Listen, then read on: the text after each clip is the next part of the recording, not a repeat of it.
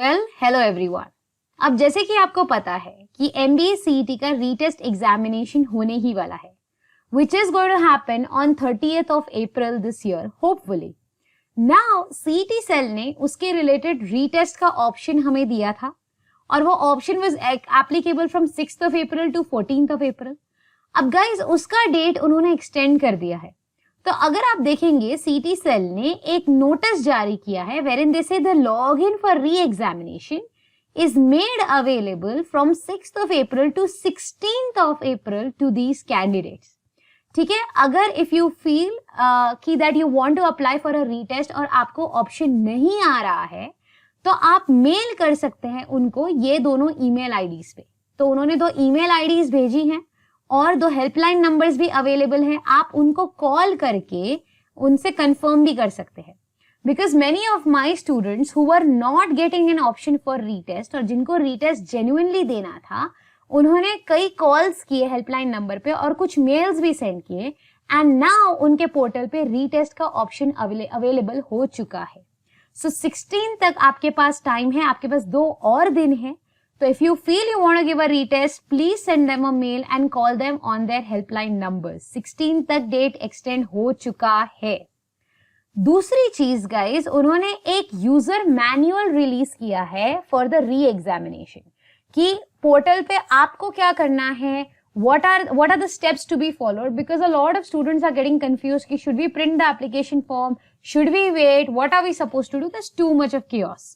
So let's answer those questions. Let's understand what are we supposed to do.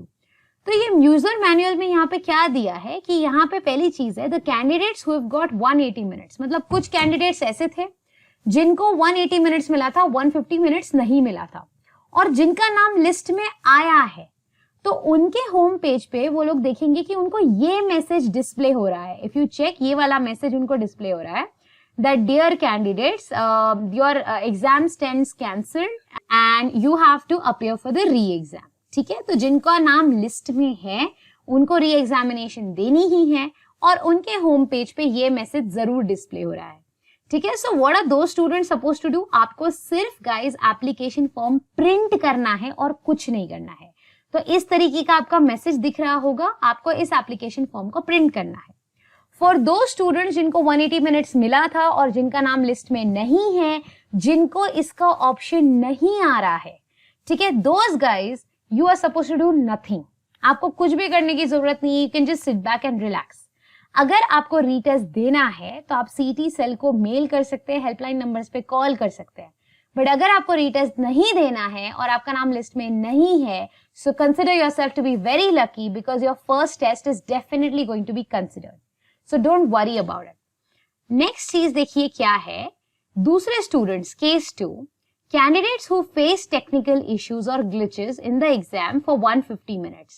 ठीक है, और जिनको retest का ऑप्शन आ रहा है, मतलब बहुत लोगों को 150 मिनट्स तो मिले थे लेकिन टेक्निकल इश्यूज बहुत सारे हुए थे, उनके होम पेज पे इस तरीके का ऑप्शन आ रहा होगा for retest that which asks do you want to appear for the retest. अगर आप yes सिलेक्ट करते हैं, ठीक है, अगर आप yes सिलेक्ट करते हैं तो वो क्लियरली आपको एक नोट मेंशन करेंगे which says that your earlier examination performance will not be evaluated. So make sure you remember कि जैसे ही आप येस सिलेक्ट करेंगे आपका जो प्रीवियस एग्जाम का स्कोर है वो डिस्कार्ड कर दिया जाएगा। तो अगर आपने एप्लीकेशन में येस सिलेक्ट किया और आप फाइनली जाके सबमिट करते हैं तो आपको रीटेस्ट के लिए जाना ही पड़ेगा। You will have to give the retest. And for whatever reason, if you are not able to give the retest, please remember your earlier scores will not be considered.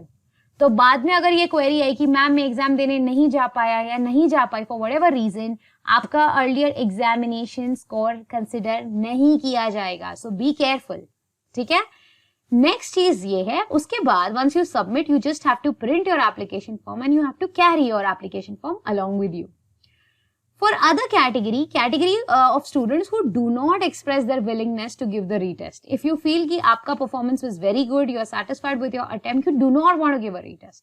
आपके लिए क्या ऑप्शन है? आपको ऑप्शन आएगा, do you want to give a retest? Your option is no. You will select a no because आपको retest नहीं देनी है। तब आप क्या करेंगे? Your earlier examination performance will be evaluated. आपका earlier score consider किया जाएगा, you will select a yes for that. ठीक है? उसके बाद you will submit it again. तो इसका मतलब क्लियर है, you will be out of the retest and you are not going to give the retest, और आपका अर्लियर एग्जामिनेशन कंसिडर किया जाएगा। उसके बाद you can just get your application form printed and your marks will be evaluated on the earlier application process. तो CET cell ने काफी clear तरीके से ये सारे इंस्ट्रक्शंस अभी दे दिए हैं। So I hope those of you who have queries, I have answered your queries कि अगर आपको रीटेस्ट देना है, नहीं देना है, तो आपको क्या करना है।